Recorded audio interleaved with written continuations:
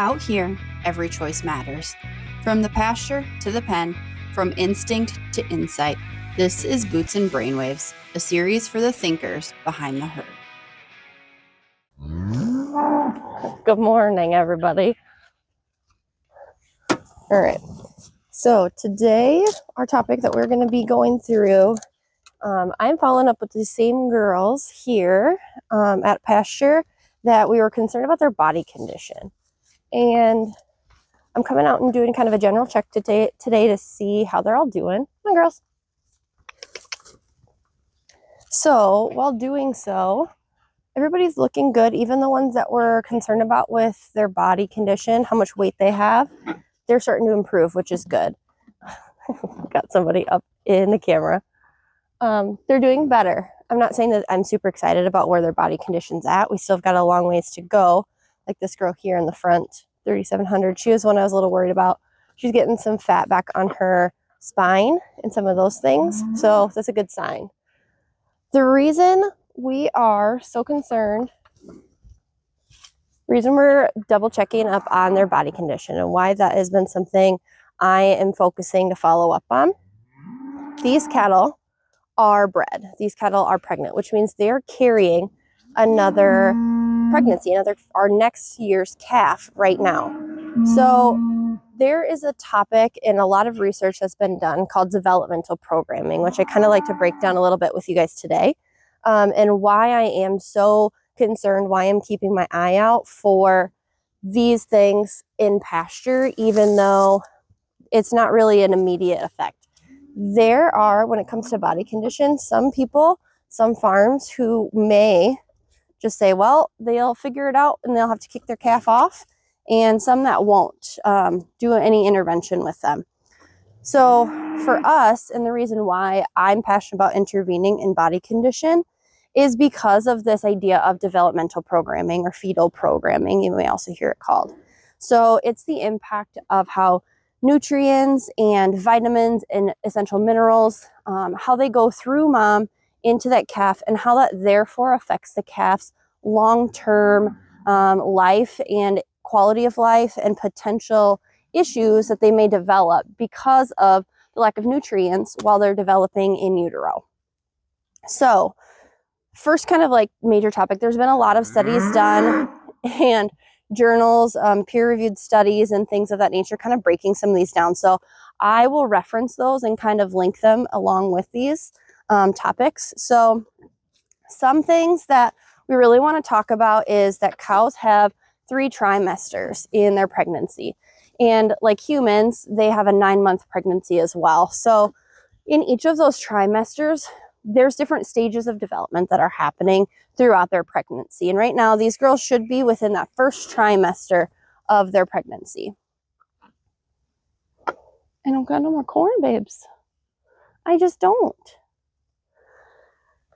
When we're talking about their development and we're talking about body condition and noticing that they're losing weight in that first trimester, when you're thinking of how pregnancy develops, right? We have the sperm and the egg that merge and they implant into the uterus to start developing. We're looking at the core pieces of the longevity of that pregnancy that are developing in that first initial stage. We're talking placental development. We're talking about organ development. And so those two things, getting them off started on the correct foot is essential. Each stage of a trimester has really big implications to what that animal, how that cow or bull or whatever will develop in the future. And so looking at that first trimester and that placental development in their organ development really can have long-term impacts for my operation if we decide to keep that calf for the lifetime. We're keeping that, maybe it's a heifer or a bull, and we keep them for the rest of their lifetime to use in our operation. There can be some impacts that we may see because of that lack of nutrition in that first trimester.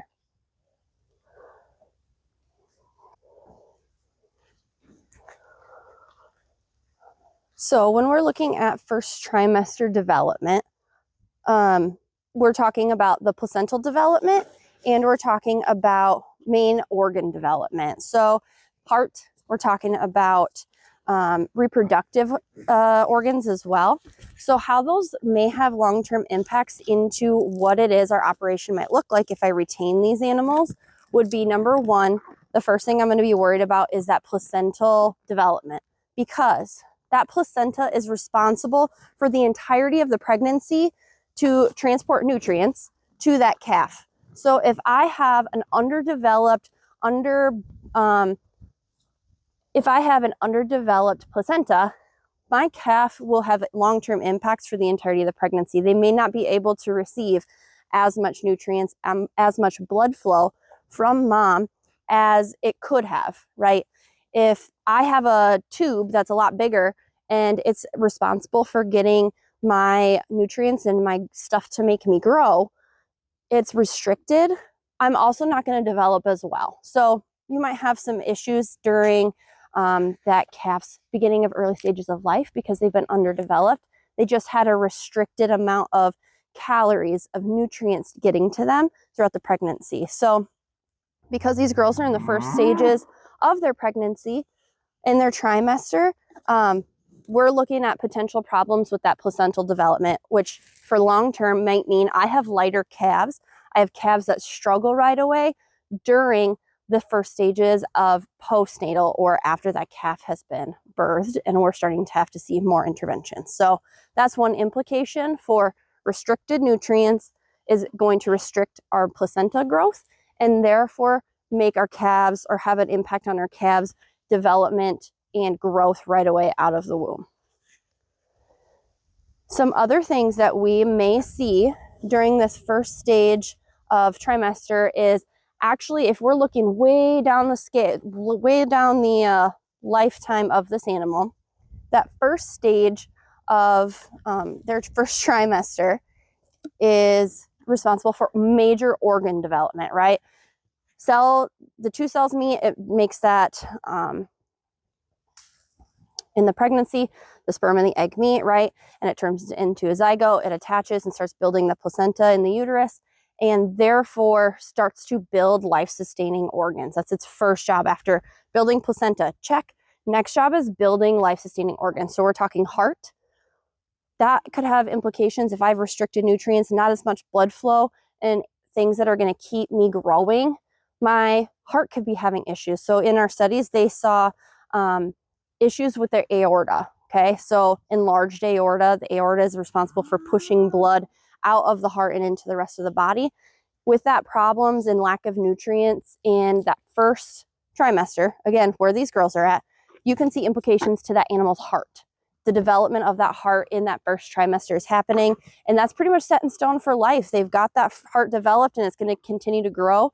If our structure is wrong for that heart from the start, you're going to see long-term problems with that animal. Whether you're going to keep them and sell them at 600 weights like we're going to, those animals are going to have potential problems in the feedlot. So the feedlot guys are going to have repeated sick animals or animals dying because their heart is not up to snuff. Second, we're going to be talking lungs develop and digestive organs develop. Those we're going to talk about a little bit later. But the other part that is going to have a really big impact in this animal's lifetime and life cycle is actually going to be their reproductive organs, right? And the whole purpose of these living organisms is to procreate in the future, right? That's, everything has reproductive organs and systems, so that animal can therefore go on and procreate later. So reproductive organs are being developed in the first trimester. If I have this animal who's got their fetus is starting to grow, it's developing its heart, check. Next, it's developing its start of its lungs and its digestive system, great. We're getting the start of it. It's also doing its either ovaries or its gonads and its testicular structures, okay? If we're looking at females and their ovaries, those ovaries are developing, and those eggs to therefore make calves in their future are also developing right now. So if I'm restricting the nutrients and calories and those things to make those grow in the most amount of eggs to grow in that animal's uterus, in those ovaries in the future, we're going to be having cows that are not going to be as productive for their lifetime because they've had restricted calories and restricted nutrients from their mom's growing of them. Okay, so if this animal right here, she looks great now, But if all of a sudden she dropped in weight, again, we have some of these cows who have dropped in weight, we could be potentially setting ourselves up for not as productive heifers and cows in the future, just by not intervening early enough and making sure they're maintaining their weight. That has big implications. If I take this heifer that we've got here and this animal next year and sell it to somebody else and they're going to use it as a reproductive animal, I've therefore disrupted the entirety of our cattle herd system, our cow-calf operations that feed America, feed the world. I've disrupted that just because I'm not intervening and making sure I'm maintaining nutrients for these animals. That has a big ripple effect for all of the animals that we produce here as well.